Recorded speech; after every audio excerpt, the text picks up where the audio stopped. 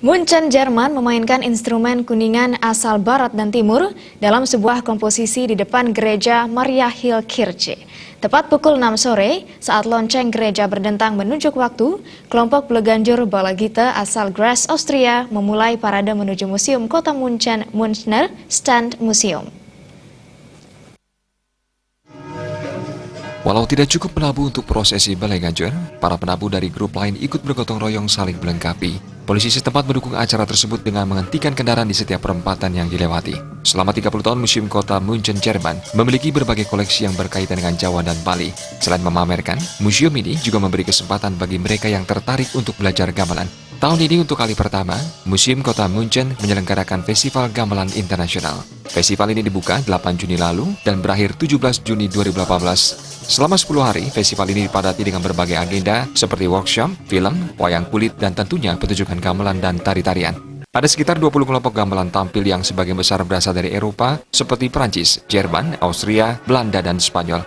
Peserta juga datang dari Amerika Serikat, Kanada, dan tentu saja Indonesia. 300 penabuh dan komposer gamelan hadir. Kedutaan Besar RI di Berlin berharap festival ini dapat menjadi agenda reguler untuk mempererat hubungan Indonesia-Jerman. Bahkan Munchen sekarang dijuluki sebagai kota gamelan di Eropa. Kelompok gamelan Gong Puspawarna asal Paris, Prancis, khusus hadir di Munchen untuk tampil selama 2 malam berturut-turut. Mereka membawakan 5 komposisi klasik dan modern. Untuk latihan, mereka menggunakan koleksi gamelan milik KBRI Paris. Mereka latihan sangat keras untuk festival ini, bahkan sempat latihan 5 jam per hari, terutama untuk komposisi berjudul Roi du Soleil tentang Raja Louis XIV. Theo Marigo, pemimpin Gong Puspawarna Paris, mengaku latihan bisa sampai 6 kali seminggu dan 5 jam per hari karena komposisinya sulit sekali. Komposernya memang mencari inspirasi dari musik India. Ia menggunakan ritme India dalam komposisi tersebut. Banyak sekali, bisa sampai 6 kali seminggu dan bisa sampai berapa ya, 6 jam per hari, itu keras sekali.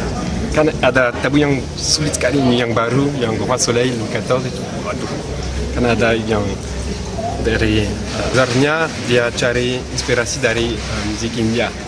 Kan di musik India ritmenya khusus sekali dan sulit sekali, dan dia pakai ritme India dari India di tabu ini, jadi memang khusus.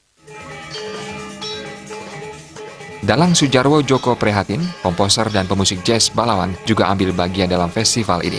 Tak ketinggalan kelompok gamelan Salukat pimpinan Dewa Ketut Alin tampil yang terdiri atas 21 penabuh dan 3 penari. Kelompok Salukat masih akan meneruskan perjalanan dan pentas mereka di Berlin, Jerman, Malmo, Swedia, dan Denmark. Gendis melaporkan untuk Bali TV dari Jerman.